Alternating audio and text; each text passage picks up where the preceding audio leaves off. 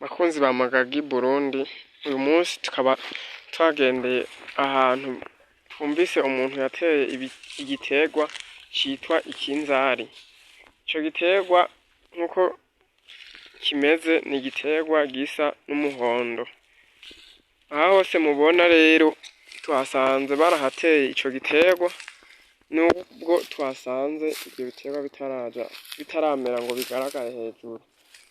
Aha rero barimo barabisasira ku buryo bizomera bimerera ahantu hasasiye, ahantu hari ubukonje, bavuga ivyo bita imidite.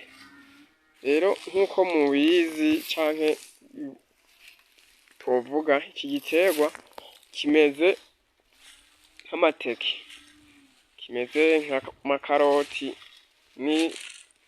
n'ibara rigifise ni nk'ikaroti, kuko ico giterwa iyo ugisize mu mfungurwa ziragira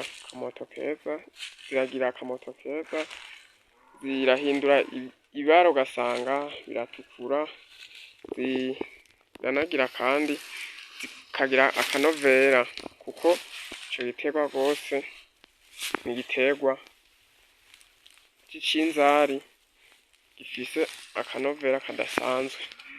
Rero kumvo z'uko twasanze kitaramera, igihe bizoba vyameze bigaragara hejuru biboneka, tuzosubira tumurabe yabirimye atwereke.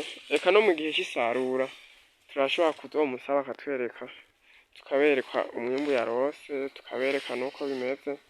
Mbese tuzoca tugiraho tunabereka akamaro kaco kisangije, gatandukaniyeho n'ibindi biterwa canke nk'ibindi bintu bafata nk'ibirungo.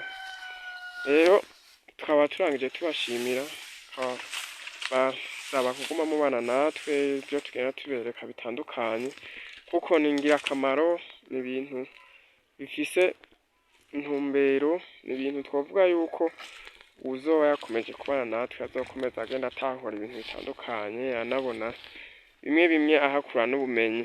Rero tukaba twobasaba yuko mwokomeza gukurikirana iyi channel yacu ya Magagi Burundi, mugakomeza kwirabira ivyiza bigize igihugu cacu c'Uburundi n'ibindi bintu byose bitandukanye. Rero turangije tubashimira, tubahamagara gukora subscribe, follow, tukanabasaba comment mbese na share. Murakoze, mukomeze muhezagirwe.